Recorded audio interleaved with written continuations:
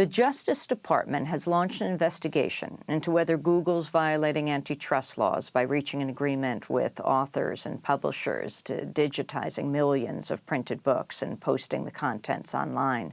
Over the past 5 years, Google's partnered with some of the world's most famous research libraries to scan over 7 million books. In 2005, the Authors Guild and the Association of American Publishers filed lawsuits against Google challenging the company's right to scan copyrighted material and making it searchable online. A $125 million settlement was reached last year, but it's still awaiting court approval. Google's defended its project, saying its goal is to improve access to books and to give the public access to millions of out-of-print books. But critics warn the settlement could result in Google having a monopoly of access to information and giving Google an exclusive license to profit from millions of books. Well, recently when I was in San Francisco, I interviewed Brewster Kahle, the founder of the nonprofit online library, the Internet Archive, located at archive.org. The Internet Archive hosts an online text archive of over 1 million written books.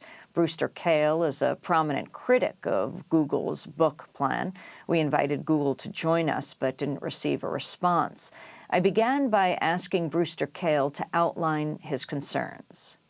This is about Google scanning books, and they've been scanning books in libraries now for several years. And the out-of-copyright works are fabulous to go and scan and make publicly available. The significance of this case is about the 20th century, the books from the 20th century, almost all of which are under copyright, but out of print. And this case will give Google, and Google alone, the explicit license to scan and make those available in the digital world. So in effect, in this digital world, Google will be able to control the library.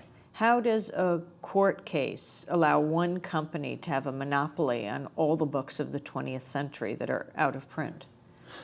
That's the really curious thing about this. It has to do with how class actions work, and it's an unprecedented use, as best my lawyer friends say, of how to kind of abuse class actions. Class actions are usually done to address some kind of harm.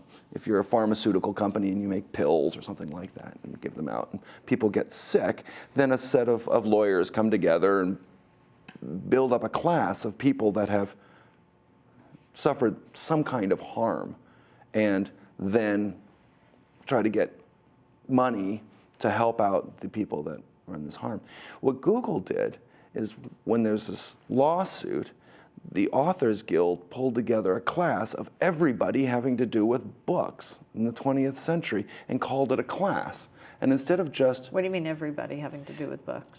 They formed a class of anybody that had any rights associated with any books published during the 20th century that are still under copyright, such that this class could then negotiate on behalf of all of those authors and all of those heirs, whether you can find them or not, to be able to negotiate with Google because they scanned a lot of the books, which sounds fine in the sense that if Google shouldn't have done that, then maybe they should pay these people some money.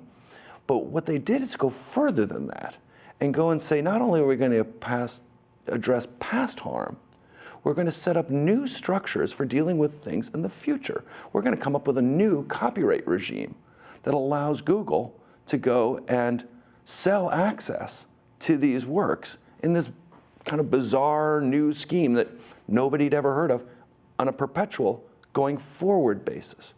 So class action usually tries to address past harm. Here, it's setting up completely new copyright structures for going and dealing with things in the future. And what is this period that we're talking about right now? Why is there a public comment allowed?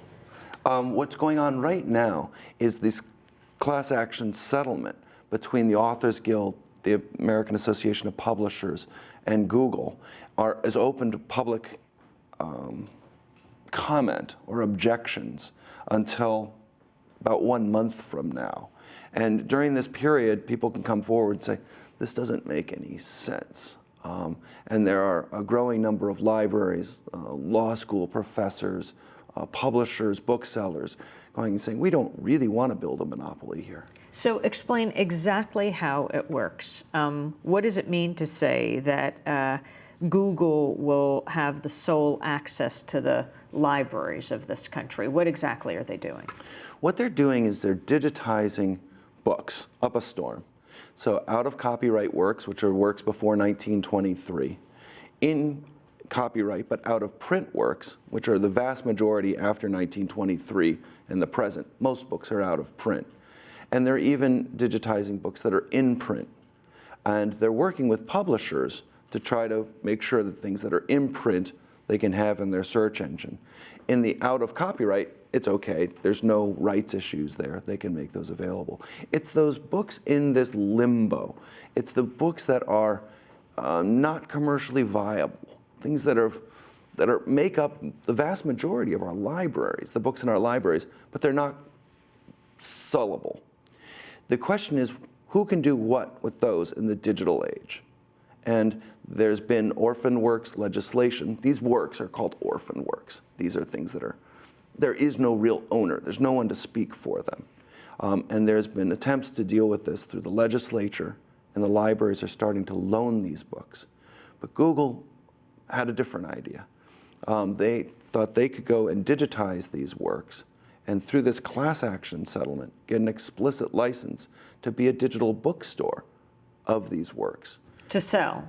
To sell and make subscription access, to build a subscription library that is the only library that has the ability to go and sell and subscribe access to these. Brewster Kahle is founder of the Internet Archive, archive.org. We'll come back to our conversation in a minute.